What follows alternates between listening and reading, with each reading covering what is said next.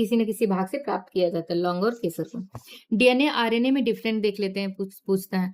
DNA की खोज Frederick मिसर ने की थी और डबल हेलिक्स डीएनए की खोज वाटसन एंड क्रिक ने की थी। प्रयोगशाला में पहली बार प्रयोगशाला में किसने संश्लेषण किया था? तो हरगोविंद खुराना ने किया था। इसकी अवस्थिति कहाँ होती है डीएनए की? तो मुख्यतः ये केंद्रक में पाई जाती है। नाइट्रोजनी बेस होता है, एडेनिन, ग्वानिन, थाइमिन, साइटोसिन। वहीं आरएनए का संश्लेषण होता है डीएनए के द्वारा। इसका कार्य होता है प्रोटीन संश्लेषण का। इसकी अवस्थिति कहाँ होती है? कोशिका द्रव्य में। जहां ये केंद्रक में पाया जाता है वहीं आरएनए कोशिका द्रव्य में पाया जाता है। ठीक है। और यहाँ पे एडेनिन, ग्वानिन, थाइमिन, साइटोसिन है। वहीं आरएनए में एडेनिन, ग्वानिन और यहाँ थाइमिन की जगह यूरेसिल हो जाता है और साइटोसिन।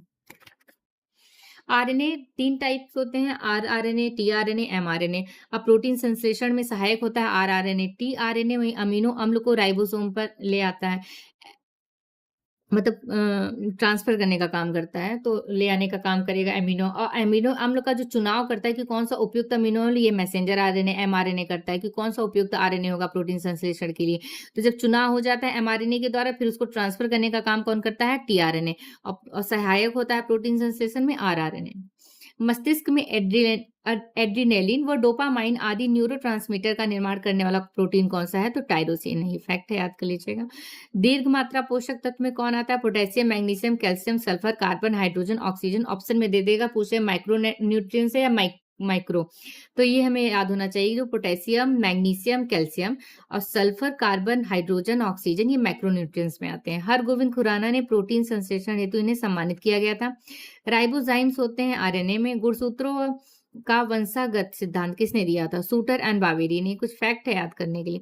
अग्नाशय को पाचक रस के उत्पादन के लिए उत्तेजित करने वाला हार्मोन कौन सा है? सिक्रेटिन है। इंसुलिन, जस्ता धातु। अब देख लेते हैं अंतःकंकाल।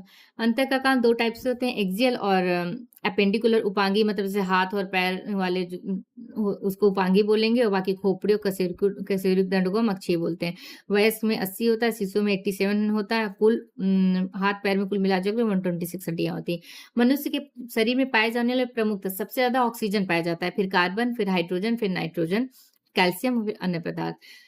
हड्डी को हड्डी से जोड़ने के लिए लिगामेंट, पसली को पसली से जोड़ने के लिए स्टर्नम यूज होता है, हड्डी को मांसपेशी से जोड़ने के लिए टेंडोन यानी कंडरा का यूज होता है।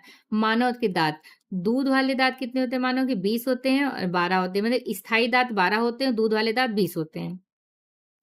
और ये याद कर, incisor, canine, pre molar, molar 21-23/21। पाचन तंत्र में देखते हैं, स्टार्च को माल्टोज में कौन चेंज करेगा? टाइलिन या डायस्टेज एंजाइम के प्रेजेंस में स्टार्च माल्टोज या ग्लूकोज में चेंज होता है।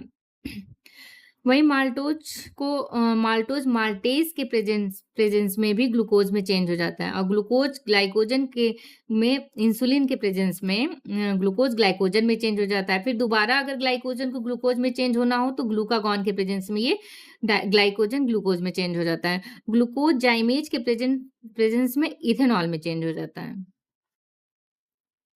पीछे की तरफ कड़वा लगता है, साइड में खट्टा और आगे की तरफ मीठा। याद रखना। स्टमक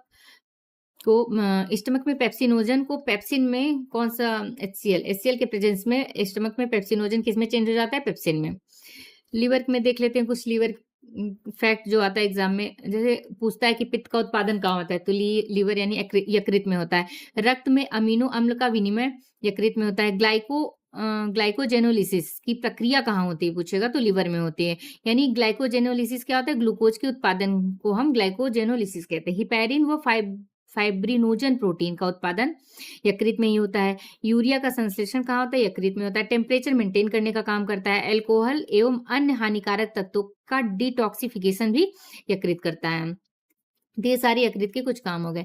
गाल ब्लैडर का देख लेते हैं। वसा का इमल्सीकरण और पित्त का भंडारण करने का काम पित्ताशय का है। गाल ब्लैडर वसा का इमल्सीकरण करता है, पित्त का भंडारण करता है। तो वसा का इमल्सीकरण ये पित्त रस द्वारा छोटी आंत में करता है। अग्नाशय की खोज किसने की थी? अग्नाशय की खोज लैंगरहैंस ने की थी। इसमें 3 टाइप के सेल पाए जाते हैं, अल्फा सेल, बीटा सेल और गामा सेल। ठीक है। अल्फा सेल से कौन सा हार्मोन्स निकलता है? ग्लूकेगॉन, सॉरी हार्मोन्स नहीं है, ये एंजाइम्स है। तो इसीलिए क्या बोलते हैं उससे, एंजाइम्स का स्राव करती है। अच्छा, पहले हम ये देख लेते हैं कि अग्नाशय में 2 सेल्स होते हैं। एक तो बहिस्रावी ग्रंथि होती हैं, एक अंतःस्रावी ग्रंथि होती है। तो जो बहिस्रावी ग्रंथि होती है वो एंजाइम का स्रावण करती है, जैसे ट्रिप्सिन हो गया, एमाइलेज हो गया, लाइपेज हो गया। और वहीं अंतःस्रावी ग्रंथि हो गई। अंतःस्रावी ग्रंथि के अंदर 3 सेल्स पाए जाते हैं, अल्फा, बीटा, गामा, जो कि हार्मोन्स का स्रावण करते हैं। जैसे अल्फा सेल ग्लूकेगॉन का, बीटा सेल इंसुलिन हार्मोन का स्रावण करती है और गामा सेल सोमैटोस्टैटिन हार्मोन्स का स्रावण करती है। और ये अंतःस्रावी ग्रंथि से हार्मोन्स का स्रावण होता है। तो और एक बहिस्रावी ग्रंथि से एंजाइम्स का स्रावण होता है। ठीक है।